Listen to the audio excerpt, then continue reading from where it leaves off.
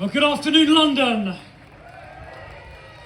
Now, I've got to tell you, when I received the invitation to come here today, I did not hesitate for even 1 second before accepting it.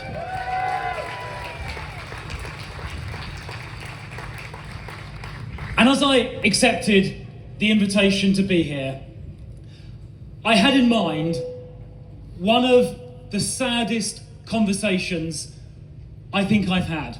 It was with a very old friend of mine, his name's Brian, who lives in New York City with his family, who are Jewish. And about a year ago, they were coming to London to visit. I invited them to Parliament, we had a drink. But before he came, he asked me a question. He said to me, "Chris, will my daughters be safe on London streets?" He said, "Can I walk down the streets wearing a skull cap and be safe?" He said, "Can I wear a Star of David on the streets of London and be safe?" And that was a terrible question to hear somebody ask. It made me ashamed and it made me angry, because no Jewish person anywhere in the world should ever have to ask that question.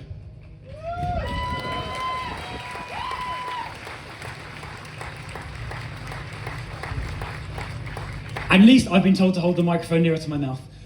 I should have got the hang of this after 10 years in Parliament. No Jewish person should have to ask that question. Least of all, the dog agrees, least of all in London. Because this city and this country should be, and has been, a beacon of hope, a beacon of safety, a beacon of peace, and a beacon of security.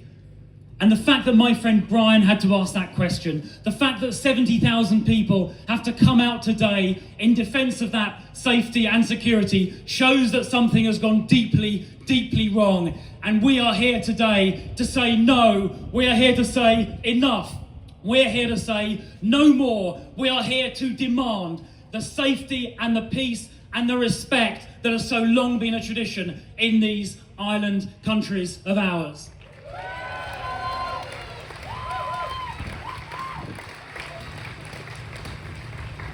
And we've all heard the stories, we've seen the statistics, as we just heard.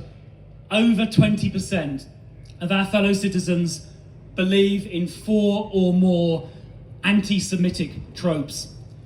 The CST found in just the first few months of this year 1,500 serious incidents of anti-Semitism. And we've seen just in the last few weeks, as in fact we've heard already, a young teenager in Bournemouth of all places, a young Jewish man on his way to synagogue got shot at with an air gun and hit in the head. And a rabbi in that same town, Bournemouth, had his house defaced with a swastika, a symbol of evil. That is the reality of the world, the country that Jewish people are living in today. And I am disgusted. I'm disgusted by that, and I'm here to tell you that you are not alone, that I stand with you, that we stand with you, and we will end this evil.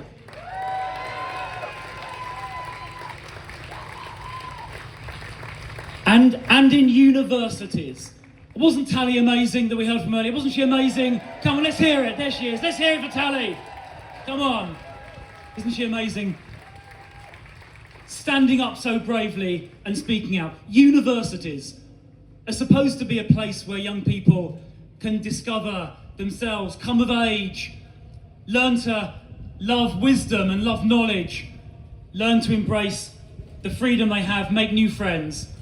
And yet on campuses, up and down the country, as Tally told us, not just here, but in other countries like, sadly, the USA as well, Jewish students are being abused and persecuted. It is immoral what is happening, and the fact that university authorities are standing by and doing nothing is immoral, isn't it? Shameful. Shameful, isn't it? Let them hear our voice. Is that shameful? Shameful. Speak it louder, let them hear. Is that shameful? It is shameful. Shameful that our young people, just 18 years old, 19 years old, being abused in this way. It is disgusting and it has to end. And we heard mention of Iran. We heard mention of Iran, and I know some dissidents here, some people who are speaking up for freedom are flying some flags today, and you're right to fly them. Because the Iranian regime, they don't oppress just their own people, women in particular, but anyone who disagrees with that regime, that brutal, barbaric regime that murders its own citizens just for the clothes they may choose to wear. That regime, the Iranian regime, exports terror around the world, supports organizations like Hamas. It encourages terrorism the world over.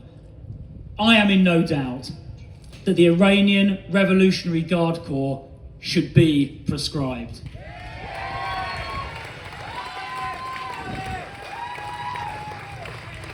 And let me say this about our streets here in London and across the United Kingdom.